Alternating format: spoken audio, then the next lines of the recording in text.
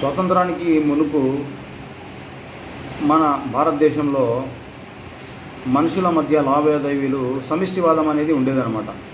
అంటే ఒకరి దగ్గర ఉన్న వస్తువులు ఇంకొకరు ఇచ్చిపుచ్చుకుంటూ కాలము అంటే ట్రాన్సాక్షన్స్ జరిగేవి మనుషుల మధ్య. ఒకానొక సందర్భంలో మొహమ్మద్ ప్రవక్త గారు ప్రస్తావించారన్నమాట. భారతదేశ్ కి సర్ జమీ సే ముజే ఏక్ ఖుష్బూ మెహక్ ఆ రహీ హై అని చెప్పి ఉన్నారన్నమాట. అంటే ధార్మిక ఇక్కడ ఆ విధంగా విరజిల్లేది. ఇప్పుడు మీకు తెలుసు, అలాంటి ఉత్తమ గుణాలు కలిగింది కాబట్టి కొంతమంది వివక్షను కూడా ఎండగట్టింది కాబట్టి కొంతమంది ఇస్లాం స్వీకరించడం జరిగింది.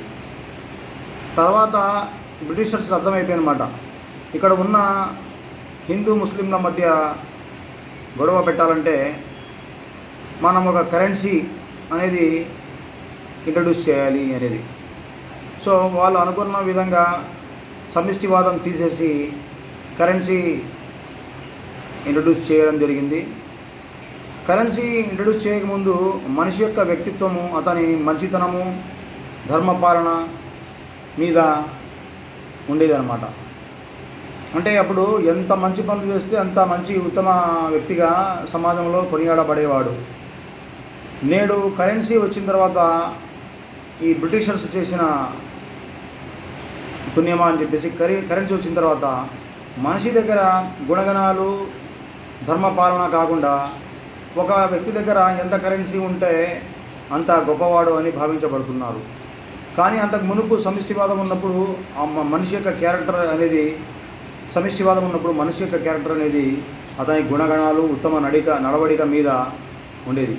అంటే పూర్వం కూడా అంటే ధర్మాన్ని బట్టే మీ యొక్క చనిపోయిన తర్వాత అతని వ్యక్తిత్వం బేస్ చేసుకునే నెక్స్ట్ మరణాంతర జీవితము ఉంది కాబట్టి దాని ప్రకారమే ఈవెన్ హిందువుల్లో కూడా మరణాంతర జీవితం ఉందని చెప్పేసి భావిస్తారు. కాబట్టి ఆనాడు సమిష్టివాదం ఉన్నప్పుడు మనిషి యొక్క గుణగణాలు, గొప్పతనము అతని మంచితనం మీద అంటే మంచితనం బట్టి డిసైడ్ చేసేవాళ్ళు. అంటే కాలక్రమేణా కరెన్సీ వచ్చేసింది కాబట్టి ఆ మంచితనాన్ని కరెన్సీ ఆక్యుపై చేసింది.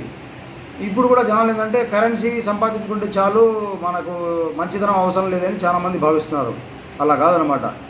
ఈ విషయం ఎందుకు చెప్పడం జరిగిందంటే, మనం వ్యక్తి యొక్క గుణగణాలు చనిపోయిన తర్వాత అతని యొక్క మంచితనం మీద, ధర్మ పాలన మీద డిపెండ్ ఉంటుంది, కానీ కరెన్సీ మీద డిపెండ్ అయ్యి ఉండవు అనేది చెప్పడానికే ఈ వీడియో చేయడం జరిగిందనమాట.